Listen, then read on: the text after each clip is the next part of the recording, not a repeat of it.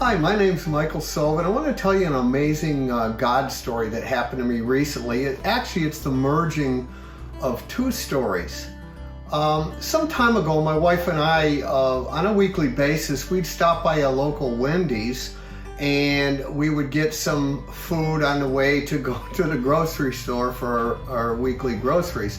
And as we go in there week after week, we started to notice a transgender person who was always in there. Every time we went in there, the person would be in there. And I remember thinking, I'd really like to get to know them. I'd like to talk with them. So time went on, and in the meantime, my friend Steve and I, we go prayer walking the same streets all the time, and we met a guy named Michael who we started a Discovery Bible study with. And so we've been working with him about 7 weeks now. Well, this Saturday it was raining, so we decided that we were going to go over to Wendy's and do story number 7 at Wendy's. So we sat in the back of Wendy's and we were doing our Discovery Bible study together on the story of Moses and the burning bush. And much to my surprise, the transgender individual came and sat 2 chairs away from us. So we just carried on.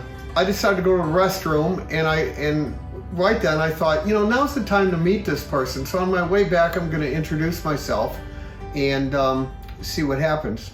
So I come up to the table and I say, "Hi, my name's Michael.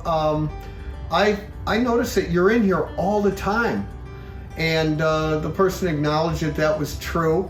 And before I could say anything else, before I could, get the name, the person said, "Is that a prayer group back there?" And I said, "Well, no, not a prayer group. We do pray, but we're doing a little discovery where we take a story from the Bible and we learn what God has to say to us. What we try to discover things about God and things about us."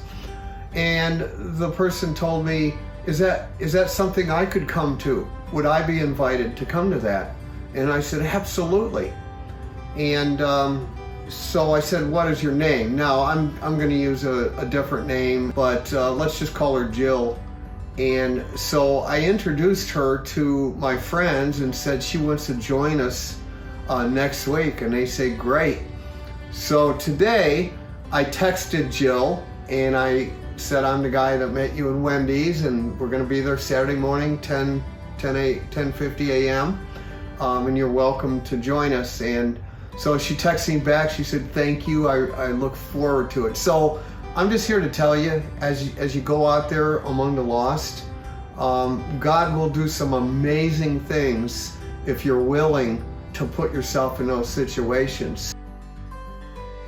If you would like to learn more about engaging unbelievers in your community, you can listen to our podcast, Being Intentional About Building Relationships with Non-Believers. Link is in the description below. Click on these videos to watch more stories from Disciple Makers.